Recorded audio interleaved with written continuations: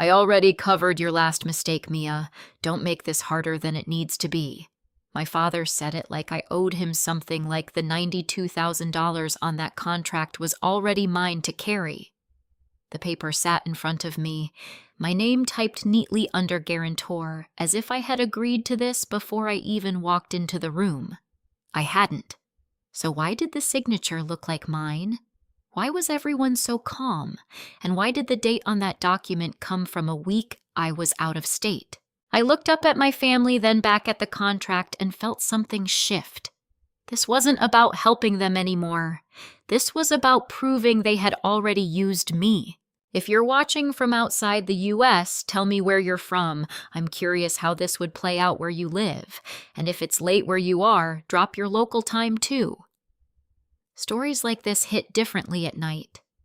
If you've ever felt pressured by family, consider subscribing because this one doesn't end the way they expected.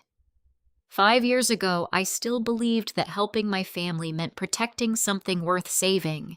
Back then, I was living in a one-bedroom apartment just outside downtown Chicago, working long hours as a financial analyst, and finally starting to feel stable.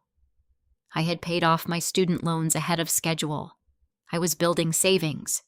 For the first time in my adult life, I wasn't bracing for the next crisis. Then my mom called. "Mia," she said, her voice already tight with worry. "Your father's business. It's not doing well." That was how it started. Not with numbers, not with facts. Just a tone that told me I was about to be pulled in. When I drove out to Naperville that weekend, the house looked exactly the same. Clean lawn, fresh paint. Nothing about it said we're drowning. But inside, the tension was thick enough to feel. My dad didn't sit down when I walked in. He paced. "It's temporary," he said before I could even ask. "Cash flow issue.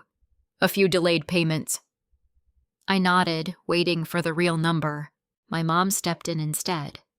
"We just need a bridge, sweetheart. Something to get us through a couple months." How much, I asked.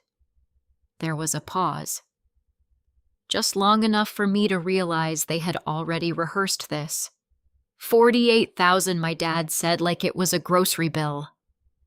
I remember staring at him, trying to process how casually he said it. That wasn't a bridge. That was almost everything I had saved at the time. "I don't have that in cash," I said carefully. "We're not asking for cash," my mom added quickly. "You have good credit. Better than ours right now. You could take out a personal loan. We'll pay it back as soon as the contract's clear." That was the first time I felt it, that subtle shift from "we need help" to "you're the solution." I should have asked more questions. Instead, I asked one. "What contracts?" My dad waved his hand. A couple clients dragging their feet. Nothing unusual. And then Ethan spoke up for the first time. "It's honestly not a big deal," he said, leaning back like this was all beneath him. "We just need to keep things moving. Once the new project closes, we'll be fine." "What new project?" I asked. He smiled, but it didn't reach his eyes. "Something I'm working on. It's going to turn things around." That should have been another warning. My brother had a long history of calling things projects right before they collapsed. But in that moment, I wasn't thinking about his track record. I was thinking about my parents losing the house, about my mom's voice on the phone, about the idea of being the one who could fix it. "I'll look into it," I said. That was enough for them. Within a week, I had a personal loan approved. The interest rate wasn't great, but it was manageable. I told myself it was temporary.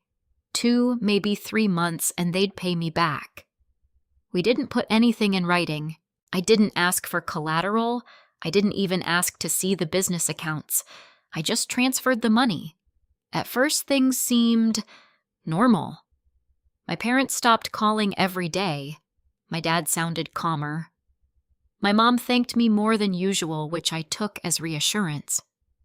Ethan avoided the topic entirely. A month passed. Then 2. No repayment. When I brought it up gently, my dad's tone changed. "You think we'd take advantage of you?" he said, offended. "That's not what I'm saying," I replied. "I just need to plan. I have my own expenses." "And we're handling it," he snapped. "You need to trust us." So I backed off. Another month went by. Then one night I got an email by accident. It wasn't meant for me. Ethan had forwarded something to my dad, and somehow my address got included in the thread. I almost didn't open it. I wish I hadn't. It was a breakdown of expenses not for my dad's business, but for something labeled Ethan. Launch budget. Equipment. Marketing. Travel. And right there near the top was a line item that made my stomach drop. Initial funding. $48,000 secured. Secured. Like it had been handled. Like it had come from somewhere clean and intentional. Not from me scrambling to take out a loan. I scrolled further down, my chest tightening. There was no mention of delayed clients. No sign of the cash flow issue I had been told about. Just Ethan's project laid out in detail with my money as the starting point. I stared at the screen for a long time, waiting for it to make sense. It didn't. So I did something I hadn't done before. I replied to the thread, "Can someone explain why my loan is listed under Ethan's project budget?" The response didn't come from Ethan. It came from my mom. "Mia, this isn't the right way to talk about this. We'll discuss it as a family." "Not you're wrong. Not that's a mistake. Just don't put it in writing." That was the moment something cracked. I drove out to the house the next day, the printout of that email sitting on the passenger seat the entire way. I told myself there had to be an explanation, some overlap I didn't understand. But when I walked in, no one looked surprised to see me, like they had been expecting this. My dad sat at the table, hands folded. My mom stood behind him, tense but composed. Ethan leaned against the counter, arms crossed. "You saw it," he said, not even pretending. "Explain it," I said. He sighed like I was being difficult. "It's an investment," he replied. "For the family. With my name on the loan, I shot back. That I'm responsible for, and will take care of it." My dad cut in sharply. "Why are you acting like this is a betrayal?" "Because it was." But I didn't say that out loud. Instead, I asked the only question that mattered. "Is there even a cash flow issue with your business?" My dad didn't answer right away, and in that silence I got the truth. The story I had been told, the urgency, the crisis, the reason I needed to step in, it hadn't been real. Not in the way they described. They hadn't needed saving. They had needed funding. And I had been the easiest place to get it. I looked at all three of them, trying to reconcile the people I thought I knew with the one standing in front of me. "You used me," I said quietly. My mom stepped forward. "Mia, don't say it like that. We're a family. What's yours is ours." That line landed differently now. Not comforting, not warm, just convenient. For them. I didn't argue anymore. Not that day. I told them I needed time to think, then I left before the conversation could turn into something louder. But I didn't forget the email. And I didn't forget the way none of them denied it. That was 5 years ago. And sitting in that law office now, staring at a new contract with my name already attached, I realized something I hadn't fully admitted back then. That hadn't been a one-time thing. It had been a pattern. And this time the number wasn't 48,000. It was 92. And somehow, my name was already on it again. I didn't sign anything that day. I told them I needed time, closed the folder, and walked out of that office with the contract still sitting heavy in my hands. No one tried to stop me. No one argued. They just watched me go calm, patient, like they were waiting for me to come back and do what I always did. Fix it. By the time I got home, it was already dark.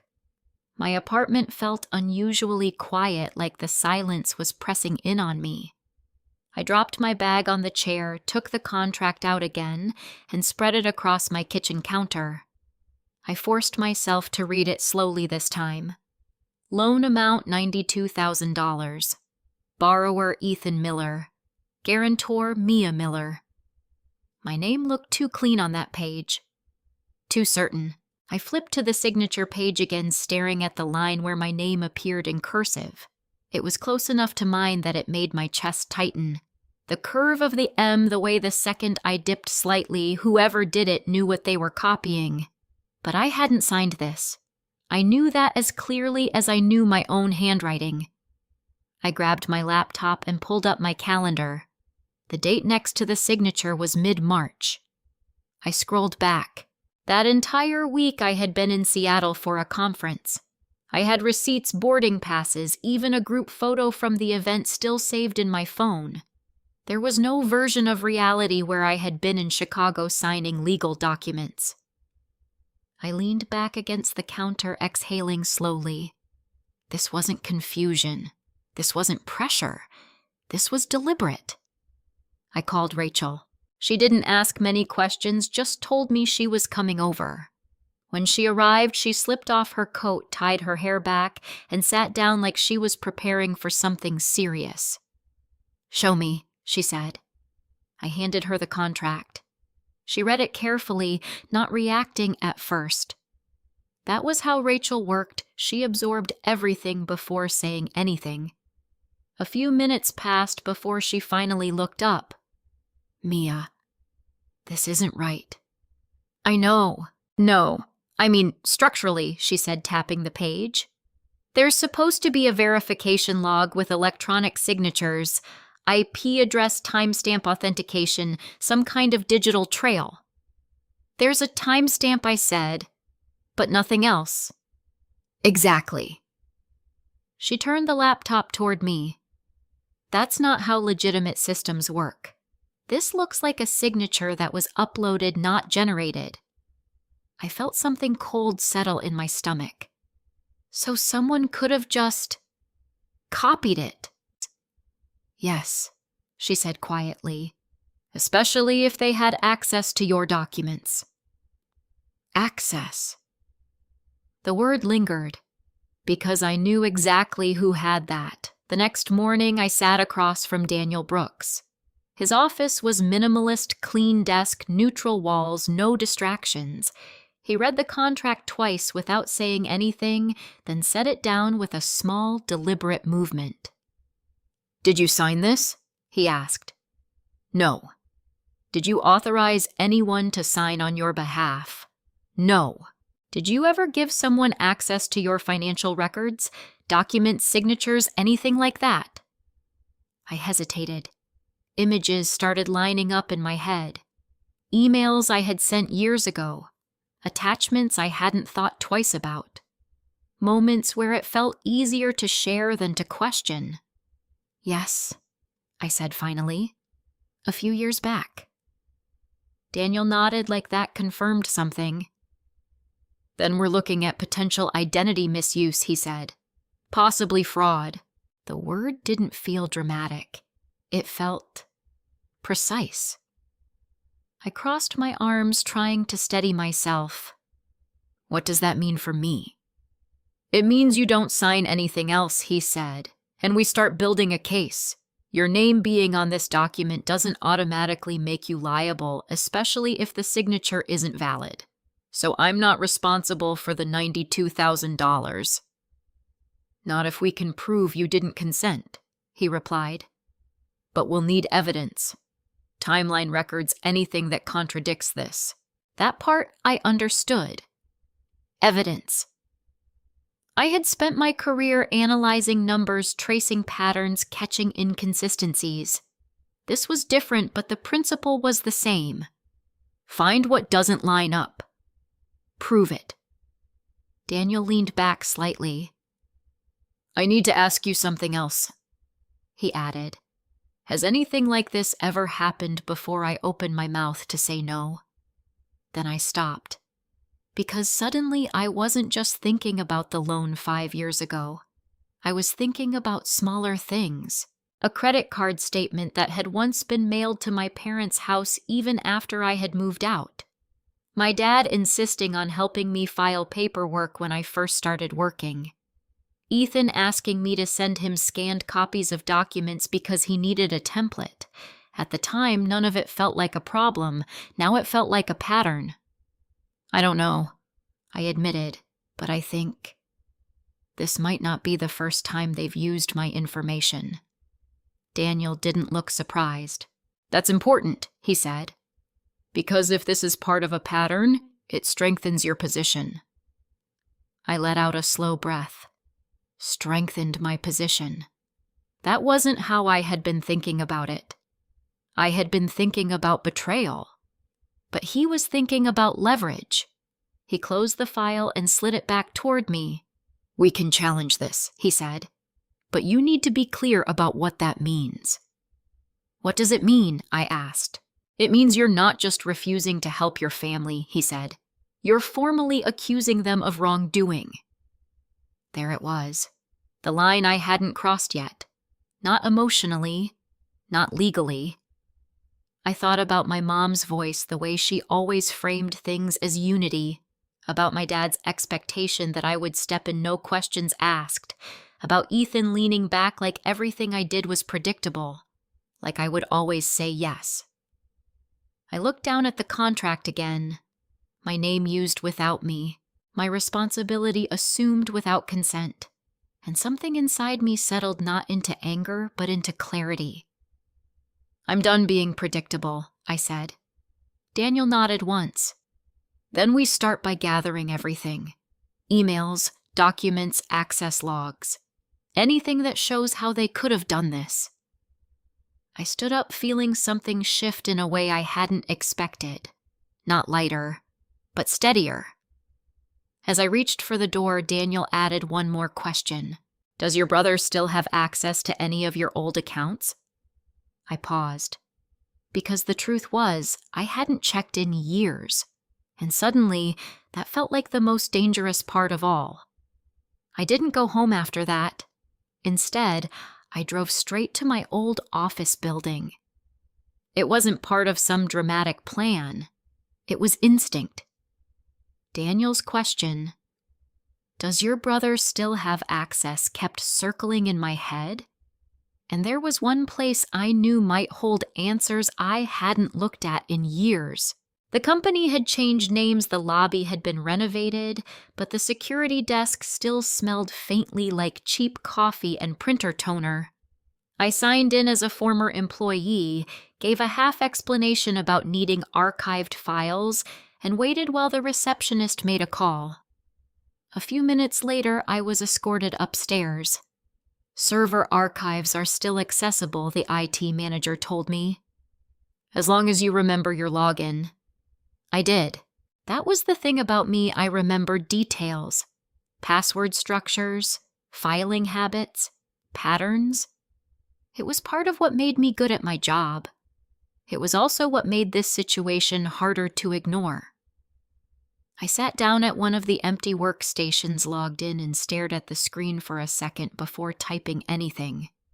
5 years ago didn't feel that long ago, but it was long enough to hide things if you never went back to look. I started with my old email. The inbox loaded slowly like it was pulling something up from deep storage. Thousands of messages, most irrelevant. Some familiar enough to tug at memories I didn't want to revisit. I searched Ethan's name. Dozens of results. That alone wasn't surprising. Back then, I had trusted him. If he needed help, I gave it. If he asked for something, I didn't question it. I opened the first thread that caught my attention. Subject docs for review. It was from Ethan. Hey, can you send me your signed template? I just need something to match formatting for a client doc. I remembered that. Vaguely. It had felt harmless. I had replied with an attachment. I clicked it now. The file opened my own signature, clean and high resolution, sitting at the bottom of a generic form. I had scanned it once for work purposes and reused it whenever needed, and I had sent it to him. Just like that. I leaned back slightly, my stomach tightening. At the time, it hadn't seemed like a risk. It was my brother. He said he needed it for formatting. I didn't even ask what for. I kept digging. More emails, more attachments, financial summaries, ID scans, old tax forms I had shared when he said he was helping Dad organize things. Each one felt like another piece of something I should have seen sooner. Then I found the folder. It wasn't labeled clearly, just a compressed file Ethan had sent back to me months after that original exchange. Subject: updated files. I opened it. Inside were multiple documents, some mine, some not. At first glance, it looked like a disorganized collection of drafts. But as I clicked through them, a pattern started to form. Different versions of forms. My name appearing in places I didn't remember putting it. And then I saw it. A document with my signature placed under a guarantor clause. Not the same contract as now, but similar. Same structure, same type of liability, different amount. My pulse picked up. This wasn't new. This was practice. I scrolled through the metadata.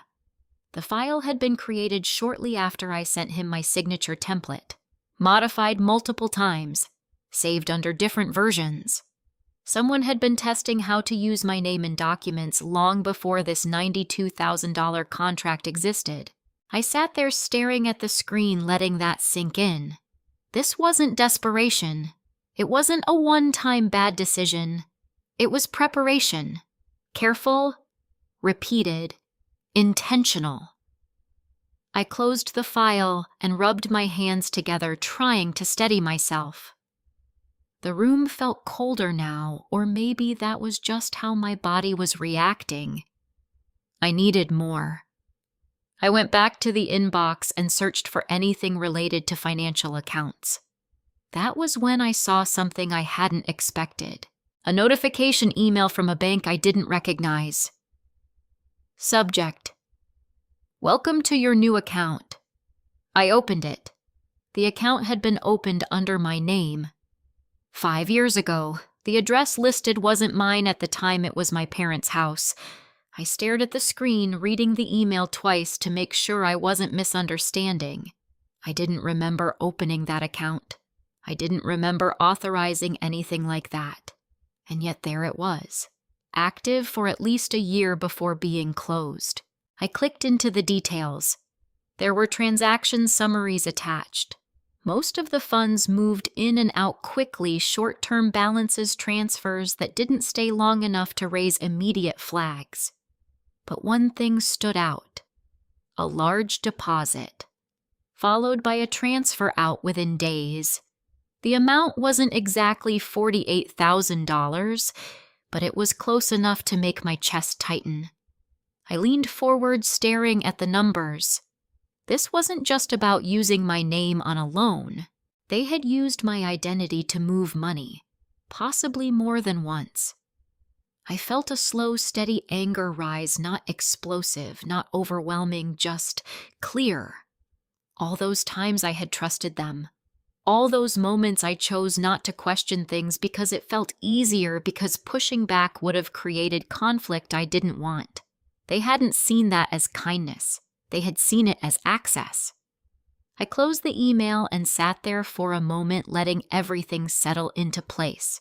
Then I did something I hadn't done in a long time. I stopped trying to explain their behavior, stopped trying to soften it into something understandable. Instead, I looked at it for what it was. They had used my information, repeatedly, and now they expected me to clean it up again. I pulled out my phone and took photos of everything: the emails, the attachments, the metadata, the bank notification, proof. Not feelings, not assumptions, evidence. As I packed up to leave, one thought stayed with me sharper than the rest.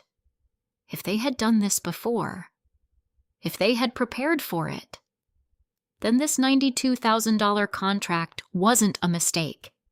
It was the next step. And this time, I wasn't going to let it happen quietly. But as I reached the elevator, another realization settled in quieter, but just as unsettling. If Ethan had access to all of this back then, if my information had been used more than once, then there was still one question I hadn't answered. Not about the past. About now. Who else knew I didn't call Ethan right away? I went home first and spread everything out across my dining table like I was building a case, which I guess I was. Emails, attachments, dates, notes. I wrote down timelines the way I would at work, tracing where things didn't line up, where decisions had been made without me. When I stepped back and looked at it all, it stopped feeling like isolated incidents. It looked like a system. Access, use, silence, repeat. And somehow I had been at the center of it without ever being told. I texted him, "We need to talk, in person, tomorrow."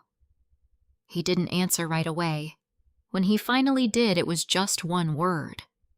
Why, I stared at the screen for a second before typing back. "You already know." A few minutes later, he replied, "Fine. Coffee."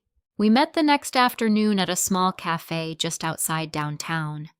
It was quiet enough for a real conversation, but public enough that neither of us would raise our voices. Ethan was already there when I walked in. He looked normal, relaxed. Like this was just another day, another conversation he expected to control. That almost threw me off more than anything else. I sat down across from him and placed my bag on the table. "What's going on?" he asked, taking a sip of his coffee. "You sounded intense." I didn't answer right away. I unzipped my bag, pulled out the folder, and set it between us. His eyes dropped to it, then back to me. "What is this?" "You tell me." I opened the folder and slid the contract toward him. He glanced at it briefly, then leaned back. "We already talked about that," he said. "It's just a formality." "A formality," I repeated. "Yeah," he said. "You're just backing me up. It's not like you're actually paying anything." I held his gaze. "I didn't sign it." He shrugged. "It's electronic. Things get processed.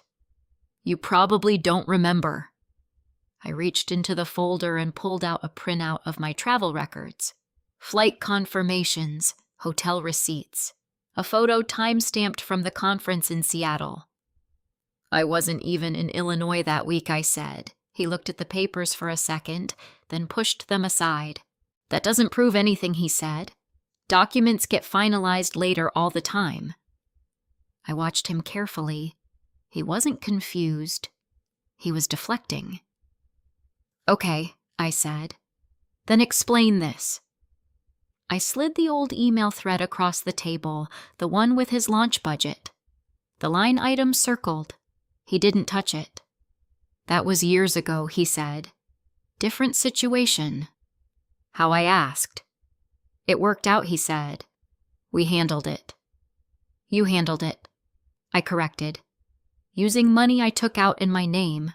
His jaw tightened slightly. "You're acting like I stole from you," he said. I leaned forward just enough for him to hear the difference in my voice. "You used my identity." He let out a short breath like he was tired of explaining something obvious. "I borrowed it," he said. The word hung there for a second. Borrowed. Without asking, I said, "I knew you'd say yes." That landed harder than anything else. Not defensive, not emotional, just matter of fact, like this had never been a question. I opened the folder again and pulled out the scanned signature file I had sent him years ago. "You remember asking me for this?" I said. He nodded once. "For formatting." "And this?" I placed the archived document next to it, the one where my signature had already been inserted under a guarantor clause years before this new contract existed. He stared at it a little longer this time. "You went digging," he said. "I went looking for the truth." He leaned back, rubbing his hand along his jaw. "Mia, you're blowing this out of proportion," he said. "Everything I did was for the family." I let that sit for a second. Then I asked the question that mattered. Did Mom and Dad know? He didn't hesitate. "Yeah." No pause. No attempt to soften it. "They said it was fine," he added. "They said you'd understand." Understand. I felt something inside me settle, not anger, not shock. Clarity. "So this wasn't just you," I said. "This was all of you." He didn't answer directly, but he didn't deny it either. I reached into my bag one more time and pulled out the bank notification email. "I didn't open this account," I said, sliding it across to him. He looked at it, then back at me. "It was temporary," he said. "We needed somewhere to move funds." I repeated. "Mom and Dad were involved," he said. "It wasn't just me." I sat back in my chair. All those years I thought I was helping them stay afloat. All those times I chose not to question things because it felt easier to trust them. They hadn't seen that as loyalty. They had seen it as permission. I closed the folder slowly. "So what now?" he asked. I stood up. "Now," I said, "you stop using my name." He let out a small laugh, shaking his head. "That's not how this works," he said. "The contract's already done." I paused, then looked at him again. "It's not enforceable." That was the first time he hesitated. "What are you talking about? I talked to a lawyer. I said, if I didn't sign it, I'm not responsible for it." "That's not how contracts work," he said quickly. "It is when the signature is forged." Silence. "And if I prove that I continued, the liability doesn't come to me." He stared at me, trying to process something he hadn't needed to consider before. "And where does it go?" he asked. I held his gaze. "You already know." For a second, neither of us spoke. Then he leaned forward, his voice lower. "You'd really do that," he said. "You'd take this that far." I thought about everything that had led to this moment. The first loan, the emails, the account in my name, the contract sitting on that lawyer's table like my decision didn't matter. I picked up my coat. "I'm not the one who took it this far," I said. And then I walked away, but as I stepped out into the cold, one thing became painfully clear. This wasn't just a conversation anymore. It was a turning point, and there was no going back. I didn't calm down after leaving the cafe. If anything, the conversation with Ethan made everything sharper, clearer, the kind of clarity that doesn't bring relief, just direction. I drove to my parents' house without calling. I didn't want them to prepare. I didn't want another version of the truth shaped around what I was willing to hear. I wanted whatever came out when they didn't have time to coordinate. The house looked the same as it always had. That detail stayed with me, the normalcy of it. The trimmed hedges, the porch light already on. It all felt staged in a way I couldn't unsee anymore. My mom opened the door before I even knocked. "Mia," she said, surprised but quick to recover. "You should have told us you were coming." "I wouldn't have gotten a real answer if I did," I said, stepping inside. That was enough to shift the mood. My dad came out of the living room, already reading the tension in my voice. "What's this about?" he asked. I didn't sit. I didn't take off my coat. I placed the folder on the kitchen counter and opened it slowly, deliberately, giving them time to see what I had brought. Ethan told me everything I said. Neither of them asked what that meant. My mom's expression softened in a way that felt rehearsed. "Mia, we were going to talk to you." "No," I cut in. You were going to wait until I signed. That landed. My dad stepped closer, his tone tightening. That's not fair. What's not fair, I said, is finding my name on a contract I never agreed to. It's just a guarantee, he replied. You're not actually paying anything unless something goes wrong. Something already went wrong, I said. I didn't sign it. He exhaled sharply like I was missing the bigger picture. You're focusing on technicalities, he said. I stared at him for a second. Forgery isn't a technicality. That word changed the air in the room. My mom moved closer, lowering her voice. Mia, please don't use language like that. This is family. Exactly, I said. Which is why I should have been asked. There was a pause. Not confusion. Not denial. Just calculation.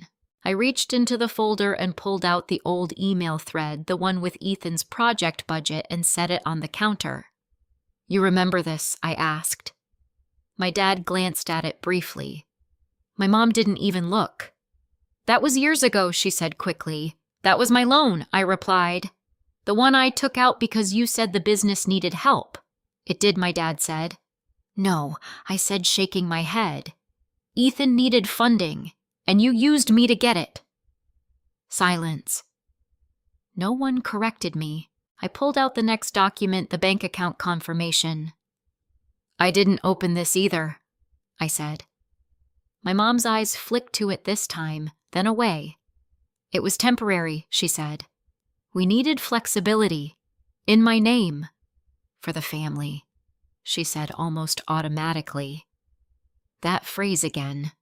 Like it was supposed to make everything acceptable.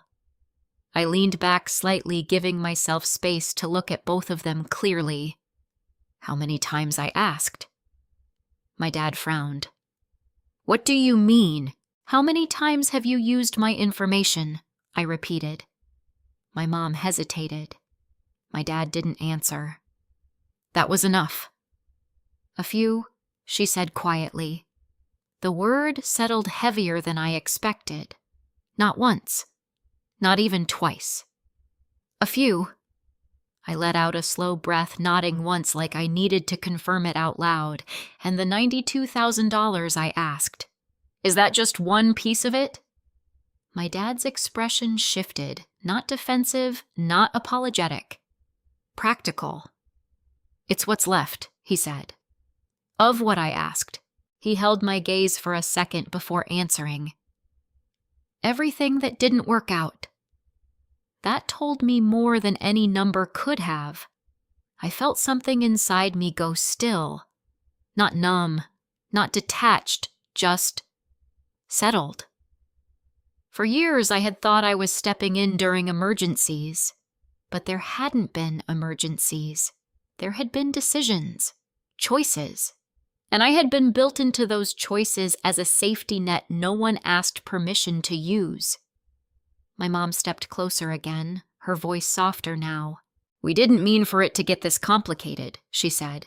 We thought we could fix things before it affected you. It already affected me, I said. You just didn't tell me. My dad crossed his arms. You're overreacting. I almost laughed at that. I'm reacting to being used, I said. You're reacting like we did something malicious, he replied. We did what we had to do. At my expense. At the family's survival, he corrected. There it was again. The justification, always framed as something bigger than me. I closed the folder slowly. I'm not signing the contract, I said. Neither of them responded right away. Then my dad spoke.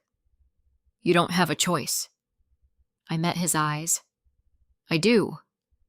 You're listed as guarantor, he said. That makes it your responsibility. Not if I didn't sign it. That stopped him. Just for a second. Where are you getting that? He asked. I spoke to a lawyer. The shift was immediate. Not dramatic, but real. My mom's expression tightened. My dad's posture changed slightly, like something he had assumed was stable had just moved. "What lawyer?" he asked. "One who isn't working for you," I said. Silence settled in again, but this time it felt different. Less controlled. Less certain. For them. My mom's voice dropped almost to a whisper. "Mia, you wouldn't take legal action against your own family." I held her gaze. "I wouldn't have used my own daughter's identity without her consent," I said. That was the moment everything changed. Not loudly, not suddenly, but completely. Because for the first time they realized something they hadn't needed to consider before. "I wasn't going to fix this. And without me, they didn't know how to." My dad's voice came sharper this time. "If you walk out like this, don't expect things to go back to normal." I picked up my coat. "They already aren't," I said. I walked out without waiting for a response. The cold air outside felt cleaner than anything inside that house. But as I got into my car, one thought stayed with me. They had been confident before, certain I would say yes. Now they knew I wouldn't. And people who lose control don't just step back quietly. They push. The only question was how far they were willing to go now that I had finally said no. I didn't wait for them to make the next move. If there was one thing I had learned from my job, it was this. When the numbers start shifting against you, you don't react. You prepare. The morning after I left my parents' house, I was back in Daniel's office with everything I had gathered laid out in front of us. Emails, attachments, bank notifications, archived files. It looked less like a family issue now and more like a case file. Daniel didn't rush through it. He read carefully occasionally, making notes, occasionally asking a question that forced me to go deeper than I wanted to. "Timeline here," he said at one point, tapping a page. "When did Ethan first receive your signature file?" "About 5 years ago," I said. "Right before the first loan." "And this account," he asked, sliding the bank document toward me, "opened around the same time," I replied. "At my parents' address." He nodded slowly, connecting the pieces in his own way. "They didn't improvise this," he said. "They built access first."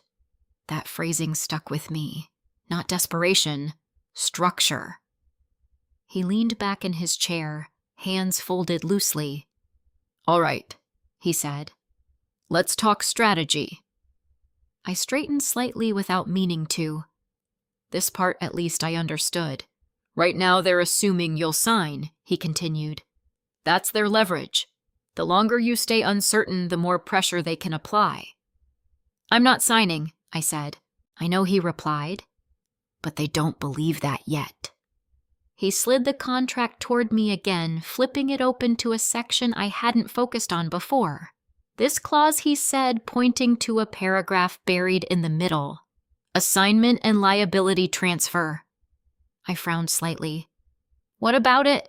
"It's written broadly," he explained. "Too broadly, actually. It allows responsibility to shift under certain conditions, particularly if there's evidence of misrepresentation or unauthorized consent." I read it again slower this time. The language was dense, but the meaning started to settle in. "If the guarantor's agreement is invalid," I said quietly, "the obligation reverts to the borrower." "Exactly," Daniel said. "And potentially to any party involved in securing that agreement under false pretenses." I looked up at him. "You mean?" "I mean," he said calmly, "if we prove you didn't sign this and that your identity was used without authorization, you're not just removing yourself from liability." He paused just long enough for it to land. "You're redirecting it. To Ethan. And, possibly, to my parents." I finished. Daniel didn't confirm it out loud. He didn't need to.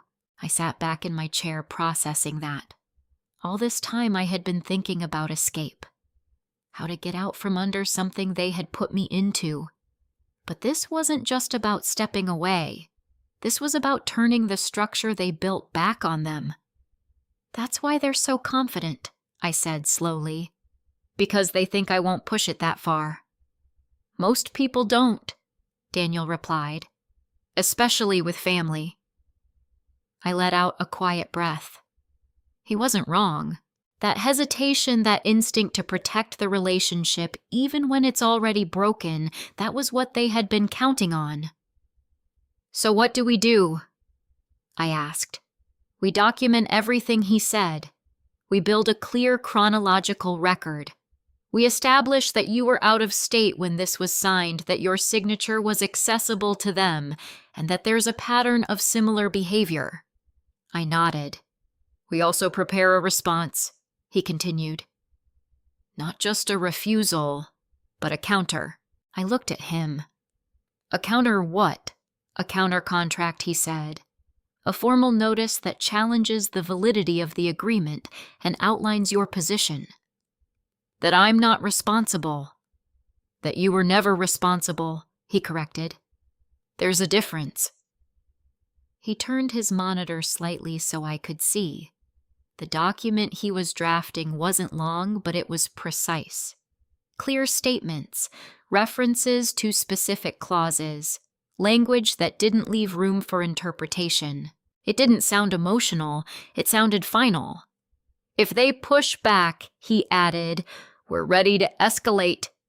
Civil claims identity misuse potential fraud." The word didn't hit as hard this time.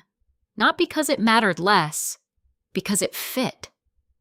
I leaned forward slightly. "What happens if they sign something else? Try to lock me in again?" "Then we challenge that too," he said. "But based on what you've shown me, they're not operating through formal systems. They're relying on assumption and pressure." That sounded exactly right. "They think I'll fold," I said. "They think you'll prioritize them over yourself," he replied. I sat there for a moment letting that settle. For years, that had been true. Even when I noticed something didn't feel right, I adjusted around it, made it work, found a way to justify it, because it was easier than breaking the pattern. But the pattern had already broken. They just hadn't accepted it yet. Daniel closed the draft and turned back to me. "There's one more thing," he said. I looked up. "We need to control the next meeting," he continued. "Not avoid it." "You want me to go back?" I asked. "Yes," he said, "but not alone. And not unprepared." The idea made my chest tighten slightly. Going back into that room, sitting across from them again, knowing exactly what they had done. "They're expecting you to come back uncertain," he said. Hesitant. "That's where their leverage comes from. And if I don't?" "Then the dynamic changes," he replied. Immediately. I thought about the last time I sat in that office, the way they had looked at me, patient, certain, waiting, like the outcome was already decided. "What do I say?" I asked. "You don't say much," he said. "You present the document, you let the facts speak, and you don't argue." I almost smiled at that. "Not argue." "You're not there to convince them," he said. "You're there to inform them." That was different, subtly but completely. I stood up, gathering the papers back into my folder. For the first time since this started, I didn't feel like I was reacting. I felt like I was moving first. But as I reached for the door, Daniel added one more thing. "They may not take this well," he said. I paused. "I don't expect them to," I replied. He nodded. "Then be ready for them to push harder before they back off." I thought about that as I stepped out into the hallway, about my father's certainty, my mother's quiet pressure, Ethan's assumption that I would always say yes. They weren't going to let that go easily. And maybe that was the final test. Not whether I could prove what they did, but whether I could hold my ground when they realized I already had. The next meeting was set for Thursday afternoon. Same office, same room, same people, but it didn't feel the same. I arrived early this time not because I was nervous, but because I wanted to control at least one part of the situation. The receptionist recognized me and gave a polite smile like we were continuing something routine. We weren't. Daniel arrived a few minutes later carrying a thin folder. He didn't say much, just nodded once as we sat down across from each other. "Remember," he said quietly, "you're not here to argue." "I know," I replied. "You're here to set the record straight." That part I held on to. When my family walked in, the shift was immediate. My dad entered first, confident as always, like he was stepping into a room where things would go his way. My mom followed, composed, watching everything carefully. Ethan came last, slower this time, his eyes landing on Daniel before they reached me. That was new. They hadn't expected me to bring someone. "Who's this?"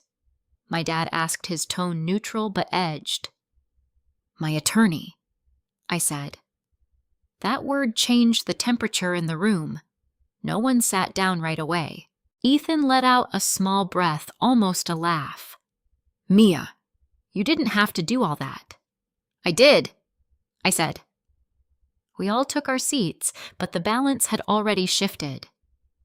Mr. Halpern, the family lawyer, cleared his throat, trying to bring things back into a familiar structure.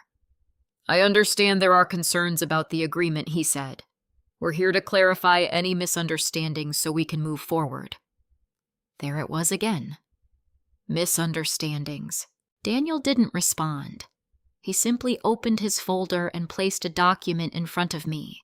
I slid it across the table. "This is my response," I said. My dad didn't touch it right away. He looked at me first like he was waiting for me to explain myself. I didn't. After a second, he picked it up. My mom leaned closer to read over his shoulder. Ethan stayed still, watching me instead of the paper. The silence stretched. I could see it happen in real time the moment the tone of the room changed. My dad's expression tightened first, then my mom's. Ethan's eyes finally dropped to the document. "What is this?" my dad asked, his voice lower now. "A formal notice," Daniel said calmly, "challenging the validity of the guarantor agreement." Mr. Halpern reached for the paper, scanning it quickly. "On what grounds?" he asked. "Unauthorized use of Ms. Miller's identity," Daniel replied, "and lack of valid consent." The words landed clean. No emotion, just fact. "That's a serious allegation," Mr. Halpern said. "It's a documented one," Daniel answered. I stayed quiet. That had been the hardest part to accept, not defending myself, not explaining, not filling the silence the way I always had, just letting the truth sit there. My dad set the paper down, his jaw tight. "This is unnecessary," he said. "We're talking about a family matter." "This became a legal matter when her identity was used without permission," Daniel replied. My mom finally spoke, her voice softer but strained. "Mia, we're not against you," she said. "We're trying to fix something together." I looked at her. "I'm fixing it," I said. "Just not the way you expected." Ethan leaned forward now, his tone sharper. "You're blowing this up," he said. "This doesn't need lawyers. We can handle it ourselves." "You already did," I said. "That's the problem." He opened his mouth to respond, then stopped, because there wasn't an answer to that. Mr. Halpern cleared his throat again, trying to regain control. "If there's a dispute regarding the signature," he said, "we can arrange for verification." "There's no dispute," Daniel cut in. "She didn't sign it." "That remains to be proven," Halpern replied. Daniel nodded once. We're prepared to do exactly that. The room went quiet again, but this time it wasn't controlled. It was unsettled. My dad leaned back in his chair, studying me like he was seeing something he hadn't expected. "You're serious," he said. "Yes. And you're willing to take this all the way?" he asked. I didn't hesitate. Yes. That was the moment the power shifted. Not completely, but enough. Because for the first time they understood something they hadn't before. I wasn't bluffing. My mom's voice softened again, almost pleading now.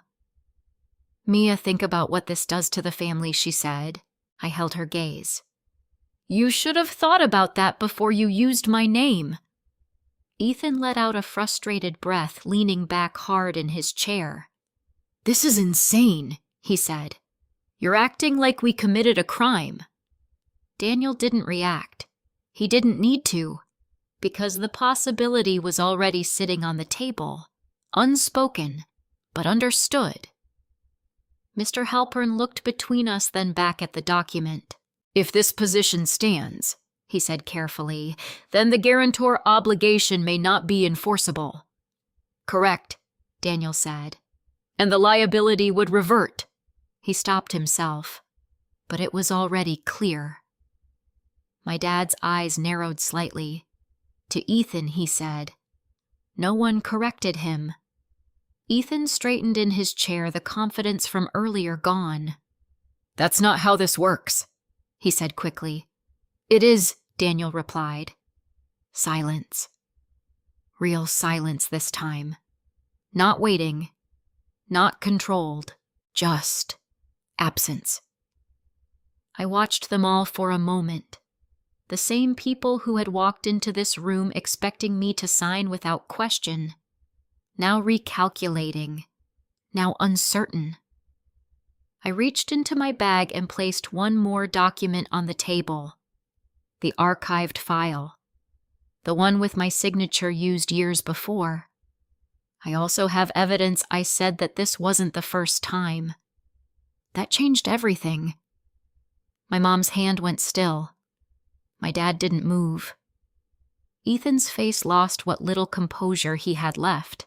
"Mia," he started. "No," I said quietly. "You don't get to interrupt me anymore." That was new. For both of us. I looked at all of them one by one. "I'm not covering this," I said. "Not now. Not again." No one argued, because they didn't have the same ground to stand on anymore. And for the first time since this started, I didn't feel like I was being pulled into something. I felt like I had stepped out of it. But as the meeting came to a close, one thing became clear. This wasn't over. Not yet. Because people who lose control don't just accept it. They look for a way to take it back. And judging by the way Ethan was looking at me as we stood up, he wasn't done trying. Ethan didn't wait until we left the building. He followed me into the hallway just outside the conference room, his footsteps faster than usual, like he needed to catch up before something closed completely. "Mia, hold on." I kept walking, not out of spite, just because I didn't owe him that automatic pause anymore. "Mia." This time I stopped. I turned slowly, already knowing this wasn't going to be the same version of him I'd seen at the cafe. That one had still believed he could talk me back into place. This one knew that wasn't working. What I asked? His expression was tighter now, less relaxed, less sure. "You didn't have to do that in there," he said, keeping his voice low. "I did?" I replied. "No," he said quickly. "You escalated it. You made it legal." "It already was," he exhaled hard, running a hand through his hair like he was trying to reset the situation. "This doesn't need to go any further," he said. "We can fix it." I almost asked him what fixing it meant, but I already knew. It meant me stepping back in. It meant me absorbing the damage again, how I asked anyway. He hesitated for half a second. I'll handle the payments, he said. We'll restructure things. You don't need to be involved anymore. That's not how liability works, I said. I'll make it work, he insisted. You already did, I said. That's the problem. His jaw tightened. This is getting out of control, he said. No, I replied. This is finally under control. That landed. He stepped closer, lowering his voice further. You really want to drag Mom and Dad into this? He asked. Into court? I held his gaze. They were already in it. That's not the same, he said. This makes it public. There it was. Not concern. Reputation. What people think doesn't change what happened, I said. It changes everything he shot back. You know that. I did. I had grown up in that house. Image mattered. Appearances mattered. What people saw mattered more than what was actually happening behind closed doors. But standing there now, I realized something. That had never really worked for me. I'm not protecting that anymore, I said. He stared at me, searching for something doubt maybe, a hesitation he could use. He didn't find it. So that's it, he asked. You're just going to flip everything onto me. I'm not flipping anything I said. I'm stepping out of something you put me in and leaving me with it.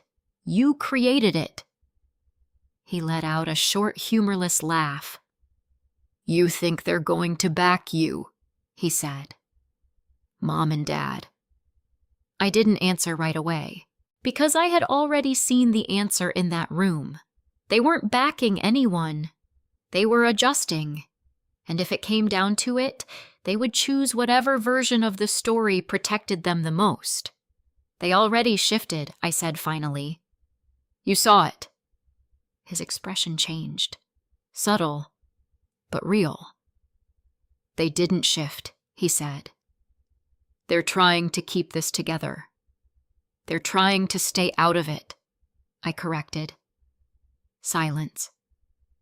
For a second, neither of us spoke. Then his tone changed again, less defensive, more direct. If this goes to court, he said, it's not just about the contract. I know. They'll look at everything, he continued. Every transaction. Every account. Every decision. I know, I repeated. And you think that only hurts me? He asked. That was new. I narrowed my eyes slightly. What does that mean? He held my gaze for a second longer than usual. Then he said it. You were involved in some of those transfers, he said. Whether you knew it or not. I felt something tighten in my chest. What are you talking about? You signed things, he said. Sent documents. Moved money. For what I was told was legitimate. I said. That's not how it looks on paper. There it was. The shift from defense to threat. I didn't react right away. I let the silence stretch, giving myself a second to think instead of respond. You're trying to scare me, I said. I'm trying to be realistic, he replied. No, I said quietly. You're trying to keep me in the same position I've always been in. And what position is that? He asked. The one where I clean up after you, I said. He didn't deny it. He just looked at me, measuring something again. Then he straightened, his tone flattening. Fine, he said. Do what you want. I didn't move, because I knew that wasn't the end of it. He took a step back, then added, but don't expect this to stay simple. It never was. I said. That stopped him for a second. Then he nodded once, like he had reached some kind of internal decision. All right, he said. Then we'll let it play out. He turned and walked away before I could respond. I stood there for a moment, watching him go, feeling the shift settle in. That had been the last attempt to pull me back in. Everything after this would be different. More formal, more exposed, more real. When I stepped outside, the air felt colder than it had earlier. Daniel was waiting near the curb, leaning against his car. "You okay?" he asked. "I will be," I said. He studied my face for a second. He said something. He tried. I replied, "Anything we need to worry about?" I thought about that. About the implication. About the possibility that things might get messier before they got resolved. "Nothing new," I said. "Just more of the same." He nodded once like he understood exactly what that meant. "Then we stay the course," he said. I took a breath, looking back at the building for a second before turning away. Stay the course. For the first time, that didn't feel like something I had to force. It felt like something I had chosen. And whatever came next, at least this time I wasn't walking into it blind. The case didn't explode the way I thought it would. It unfolded, slowly, methodically, quiet in a way that almost made it harder to process because there was no single moment where everything broke. Just a series of steps that led to something inevitable. Daniel handled most of it. Filings, responses, requests for records. I stayed involved, but at a distance, focusing on my work during the day and reviewing documents at night. It became routine in a way I didn't expect.